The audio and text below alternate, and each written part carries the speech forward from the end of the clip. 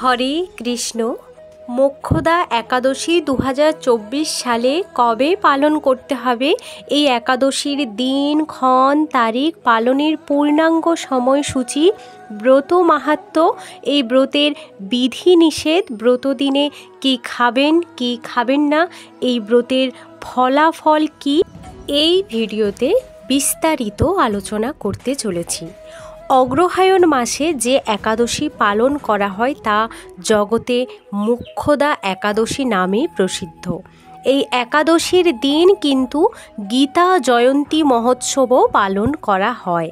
সম্মানীয় শ্রোতা দর্শক বন্ধু, একাদশী বার্তায় আপনাদের কৃষ্ণময় শুভেচ্ছা ও সুস্বাগতম। মোক্ষদা একাদশীর ব্রত মাহাত্ম্য। ওং নমো ভগবতে বাসুদেবায় নমঃ। যুধিষ্ঠির বলিলেন, হে বিষ্ণু, আপনাকে আমি বন্দনা করি। আপনি ত্রিলোকের সুখদায়ক, বিশ্বেশ্বর, বিশ্বপালক ও পুরুষোত্তম। আমার একটি সংশয় আছে। অগ্রহায়ণ মাসের শুক্লপক্ষের যে একাদশী, তার নাম কি, বিধি বা কি, ও কোন দেবতা এই একাদশীতে পূজিত হন তা আমায় বলুন। শ্রীকৃষ্ণ বললেন, হে মহারাজা, আপনি উত্তম প্রশ্ন জিজ্ঞাসা করেছেন, যার মাধ্যমে আপনার যশ চতুর্দিকে বিস্তৃত হবে। এখন এই একাদশীর কথা আমি বর্ণনা করছি, যা শোনা মাত্রই বাজপেয় যজ্ঞের ফল লাভ হয়। অগ্রহায়ণ মাসের শুক্লপক্ষের এই একাদশী মোক্ষদা নামে পরিচিত। সর্বপাপ নাশিনী ও ব্রত সর্বশ্রেষ্ঠা এই একাদশীর দেবতা শ্রী দামোদর। তুলসী মঞ্জরি, ধূপ, দীপ ইত্যাদি উপচারে শাস্ত্রবিধি অনুসারে শ্রী দামোদরের পূজা করতে হবে। পূর্ববর্ণিত বিধি অনুসারে দশমী ও একাদশী পালন করতে হবে। এই উপবাস দিনে স্তব, স্তুতি, নৃত্যগীত আদি সহ রাত্রি জাগরণ করা কর্তব্য। হে মহারাজ, প্রসঙ্গক্রমে একটি অলৌকিক কাহিনী আমি বলছি। মনোযোগ দিয়ে এই ইতিহাস শ্রবণ মাত্রই সর্বপাপ ক্ষয় হয়। যে পিতৃপুরুষেরা নিজ নিজ পাপে অধোজনি প্রাপ্ত হয়েছে, এই ব্রত পালনের পূর্ণ ফল বিন্দু মাত্র তাদেরকে দান করলে তারাও মুক্তি লাভের যোগ্য হন। কোনো এক সময় মনোরম চম্পক নগরে বৈখানস নামে এক রাজা ছিলেন। তিনি ছিলেন সমস্ত বৈষ্ণব সদ্গুণে বিভূষিত। প্রজাদের তিনি পুত্রের মতো পালন করতেন।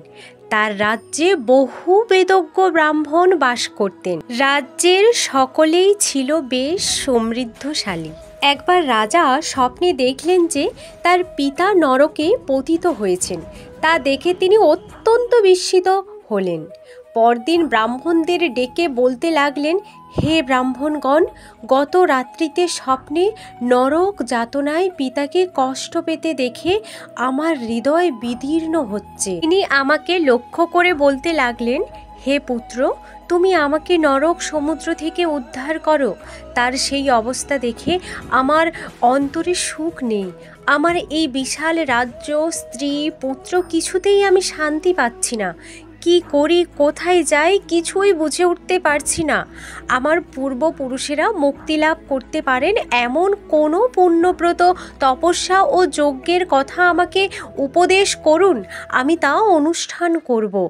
আমার মতো পুত্র বর্তমান থাকা সত্ত্বেও যদি পিতামাতা পূর্বপুরুষেরা যদি নরক যন্ত্রণা ভোগ করতে থাকেন, তবে সে পুত্রের কি প্রয়োজন? ব্রাহ্মণগণ বললেন, হে মহারাজা, আপনার রাজ্যের কাছেই মহর্ষি পর্বত মুনির আশ্রম রয়েছে।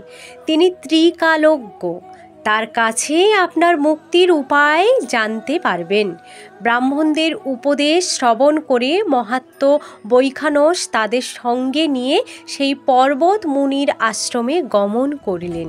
তারা দূর থেকে ঋষিবরকে ষষ্ঠাঙ্গ প্রণাম করে তার কাছে গেলেন। মুনিবর রাজার কুশল বার্তা জিজ্ঞেস করলেন। রাজা বললেন, হে প্রভু, আপনার কৃপায় আমার সবই কুশল, তবে আমি একদিন স্বপ্নযোগে পিতার নরক যন্ত্রণা ও কাতর আর্তনাদ শুনে অত্যন্ত দুঃখিত ও চিন্তাগ্রস্ত হয়েছি। হে ঋষিবর, কোনো পুণ্যের ফলে তিনি সেই দুর্দশা থেকে মুক্তি পাবেন তার উপায় জানতেই আপনার শরণাগত হয়েছি। রাজার কথা শুনে পর্বত মুনি কিছুক্ষণ ধ্যানস্থ হয়ে বললেন, হে মহারাজা, পূর্বজন্মে তোমার পিতা অত্যন্ত কামচারী হওয়ায় তার এরকম অধোগতি লাভ হয়েছে। এখন এই পাপ থেকে মুক্তির উপায় বর্ণনা করছি। অগ্রহায়ণ মাসের শুক্লপক্ষের মোক্ষদা একাদশী পালন করে সেই পুণ্যফল পিতাকে প্রদান করো। সেই পুণ্য প্রভাবে তোমার পিতার মুক্তি লাভ হবে। মুনির কথা শোনার পর রাজা নিজ গৃহে ফিরে এলেন। সেই পবিত্র তিথির আবির্ভাবে তিনি স্ত্রী পুত্রদাদি সহ যথাবিধি মোক্ষদা একাদশী ব্রত পালন করলেন। ব্রতের পুণ্যফল পিতার উদ্দেশ্যে প্রদান করলেন।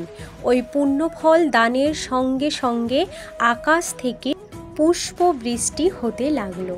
হে পুত্র, তোমার মঙ্গল হোক।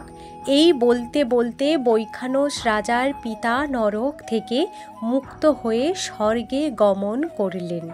হে মহারাজ যুধিষ্ঠির, যে ব্যক্তি এই মঙ্গলদায়িনী মোক্ষদা একাদশী ব্রত পালন করে তার সমস্ত পাপ বিনষ্ট হয় এবং মৃত্যুর পর মুক্তি লাভ করে। এই ব্রতের পূর্ণ সংখ্যা আমিও জানি না। চিন্তমণির মতো এই ব্রতটি আমার অত্যন্ত প্রিয়। এই ব্রত কথা যিনি পাঠ করেন এবং যিনি শ্রবণ করেন উভয়েই বাজপেয় যজ্ঞের ফল প্রাপ্ত হন। একাদশী মানে শুধু উপবাস নয়, একাদশী মানে উপবাসের সাথে সাথে নিরন্তর হরি কথা শ্রবণ, হরিনাম কীর্তনের মাধ্যমে সম্পূর্ণ দিন অতিবাহিত করে সম্পূর্ণ দিন নিজেকে সমর্পিত করা এবং তার কৃপা লাভ করা। আজকের এই একাদশী কথা এখানেই শেষ করছি। একাদশী সর্বশ্রেষ্ঠ ব্রত। এই ব্রত নিজেও পালন করুন এবং অপরকেও উৎসাহ প্রদান করুন এই ব্রত পালন করতে। কৃষ্ণ কথায় এতটা সময় জুড়ে থাকার জন্য আপনাদের আন্তরিক ধন্যবাদ। ভালো থাকবেন, সুস্থ থাকবেন, সাথে থাকবেন। হরে কৃষ্ণ, জয় রাধা মাধব।